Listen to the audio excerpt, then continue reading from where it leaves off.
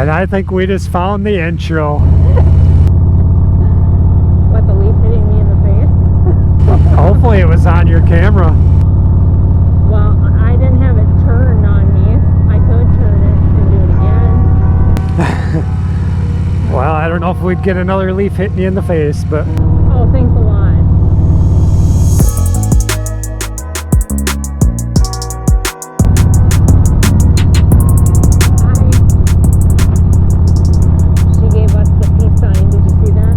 Oh, is that what she did? Welcome back to the channel, Two-Wheeled Friends. It's another beautiful October day, and the two of us are out on the Road King. Yeah, that's right, I said the two of us. We got Molly on the back again today, and we are just out and about enjoying this day, because we don't know how many more days like this we're actually going to get. It's just so hard to go put the bike away.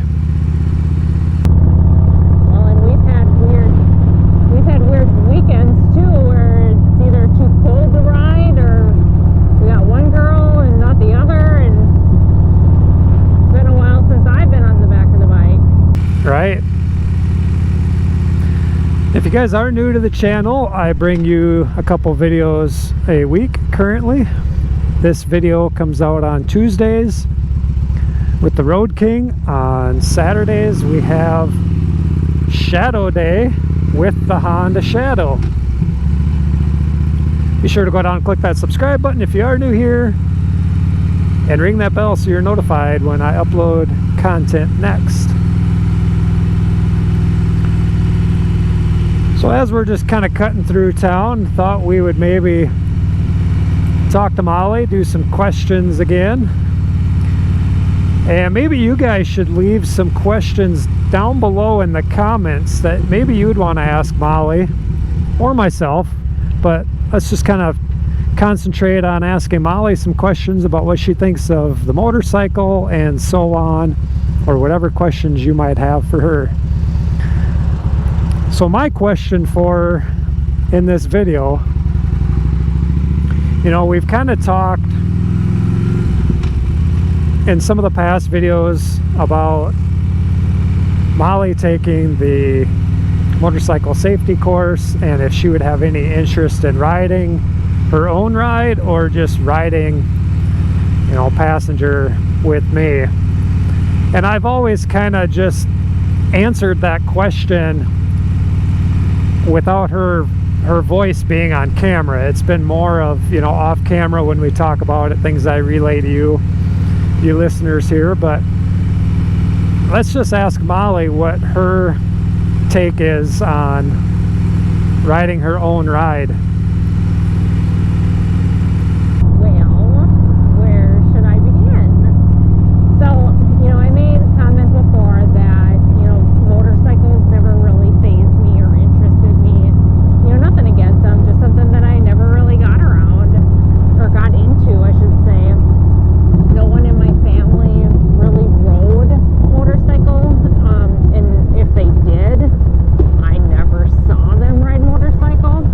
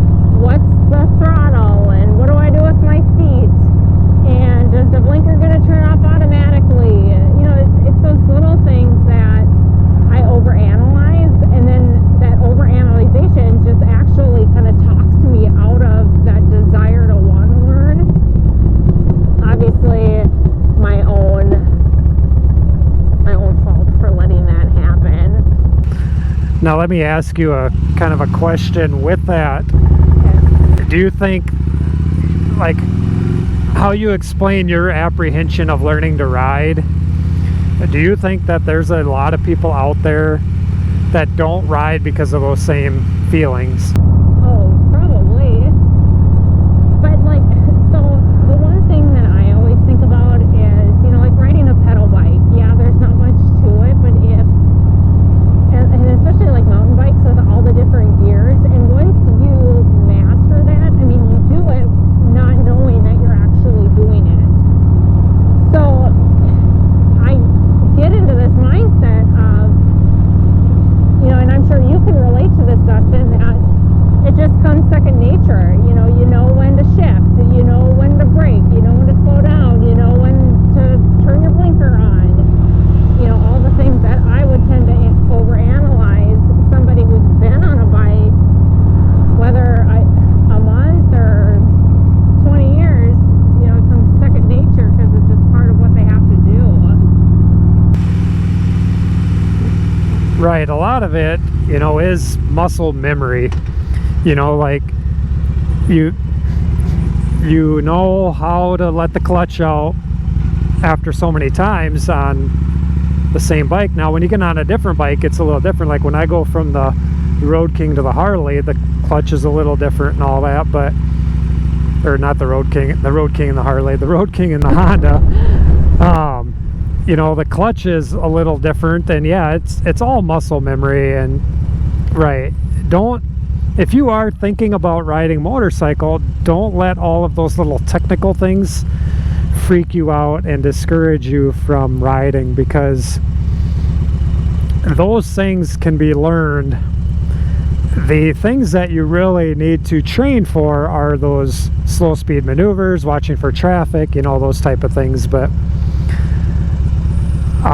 I also did some videos of how to ride, you know, how to shift, and those are some good little tips and pointers for anybody who might want to ride. And I kind of made those with Molly in mind, that if she would ever want to ride and not have me directly with her, she could watch those videos in her own time and kind of be like, oh, okay, well, you know, I got a little better understanding of how this works. And, you know, and with that, that's kind of how I learned. I watched some videos because I had a lot of those same fears. Like, you know, I really want to ride motorcycle, but I don't know if I'm going to be able to hold the thing up. Right. So I watched those videos and learned, and, you know, yeah, it does kind of come second nature now. You know, and I think the biggest thing is finding a bike that fits you the best and kind of ride your own ride. If you're riding with somebody, don't let them dictate your comfort level. Ride within your own comfort level. Right. You know, and, you know, our neighbor across the street, she rides her motorcycle with her husband, and there's a gal I work with, and she'll ride her motorcycle to work, and I'm just like, God, those girls are badasses. It's like, well, if I ride motorcycle, would I classify myself as a badass too? Well, and, you know, I don't really think owning or riding a motorcycle, you know, I never put that stereotype, you know, directly on anybody, but I mean, yeah, there is that, I don't know how to explain it. I don't know if it's badassness or coolness, or, I mean, it's not really any of that either, but it's just,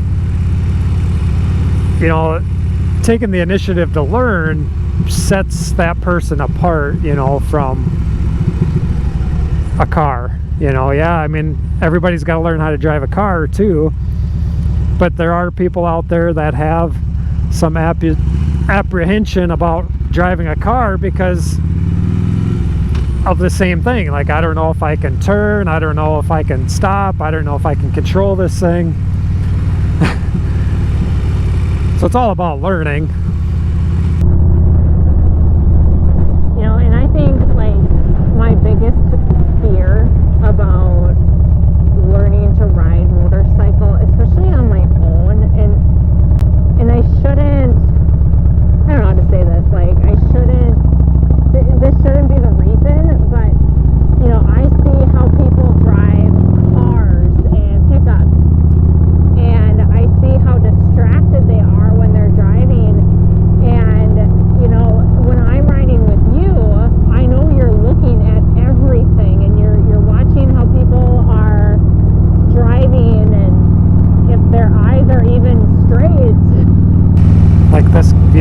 here. Right.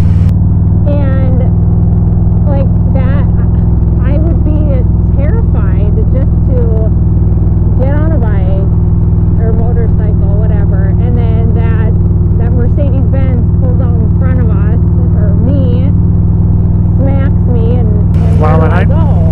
And I don't want to interrupt you, but I think you must have probably been looking the other way, but my buddy Travis just come off of one of those side streets on his bike. Yeah. That car was going to pull out in front of us, but he waited and then pulled out in front of him. Are you serious? Yeah. Oh my gosh. I wondered if that was Travis.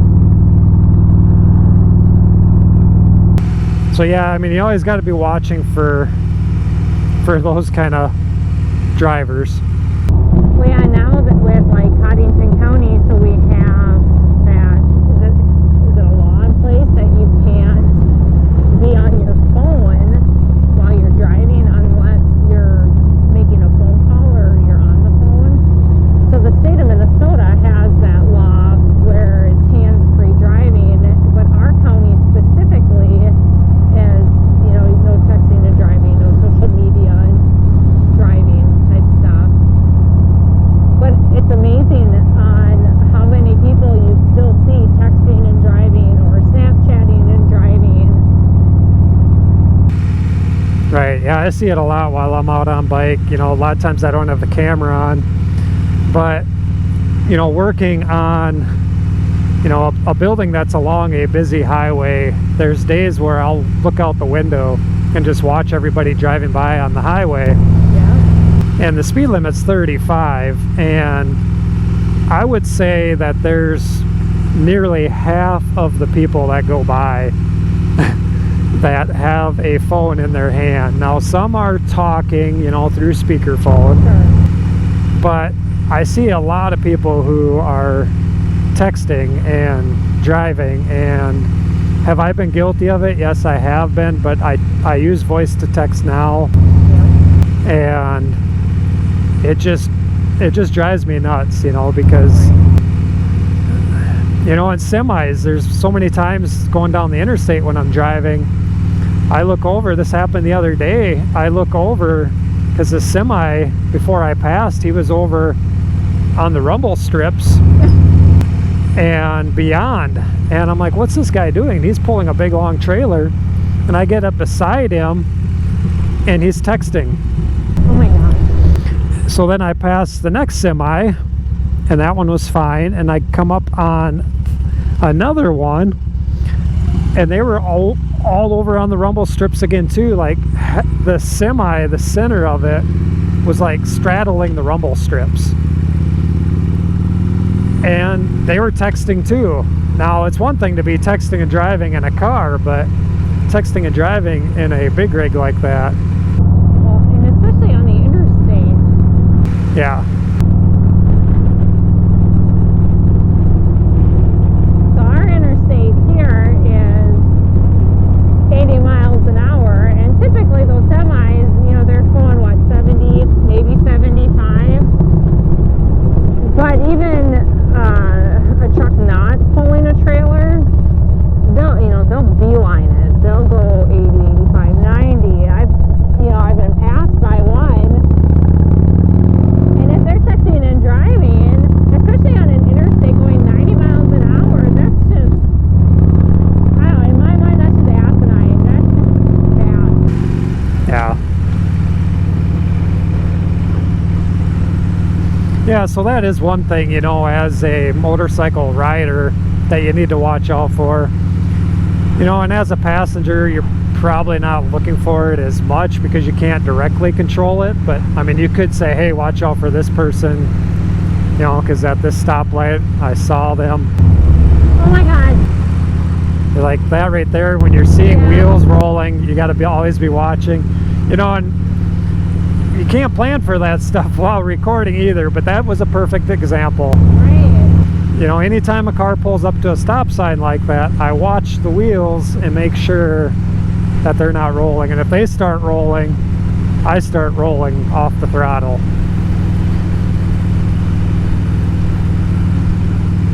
And that, I hope the camera caught me like jump I don't know if you jumped because I rolled off the throttle or if you just saw the same I thing.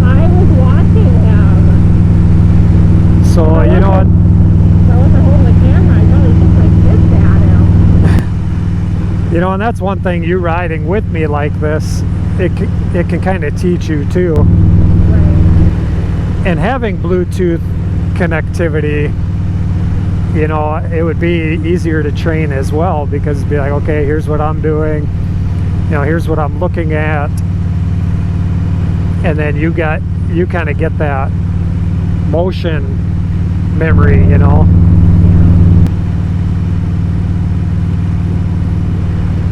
But yeah, why don't you go ahead and kind of do some closing comments about what we talked about, and we will wrap this video up with that. So my recommendation to anyone that's interested in learning, they have the same apprehensions that I do. I'm not going to sit here and be like, yeah, just do it, because that would totally make me a hypocrite. But do what you're comfortable with. I know, we live each day. We plan for the future, but we gotta live in the moment. And if you've got that question in front of you, like, should I learn how to ride? And if you're not 100% comfortable, it's gonna be noticeable. And people are gonna be like, you know what, that person's not comfortable on a motorcycle. They shouldn't even be on a motorcycle. So really, do what you feel is comfortable and what's right. It'll always be there. However, if you live in South Dakota like we do with the winter, you may have to wait till the snow goes away. That would be my wrap up. If you haven't already, click that like button if you enjoy listening to me ramble on. I know my husband does. Click that bell so you know when Dustin uploads again, and hopefully I'll be in future videos. Hit subscribe. I probably did that all in the wrong order. Like the video, hit subscribe, click that bell icon. Until next time, we'll see you guys later. Thanks for coming along with us. I'm Ollie. There's Dustin. We're the two-wheeled couple. Until next time, peace out. See you guys later. Bye-bye. Thanks for watching, everybody. We will see you next week. Peace out.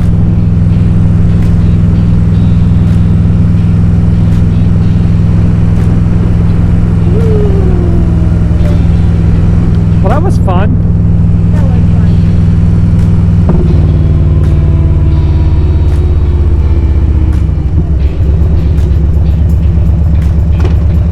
Might as well just keep the camera rolling for the time being, huh? Okay. I'll get some road footage for you. What? I'll get some road footage for you. That's gonna be sideways. There. That's gonna be boring.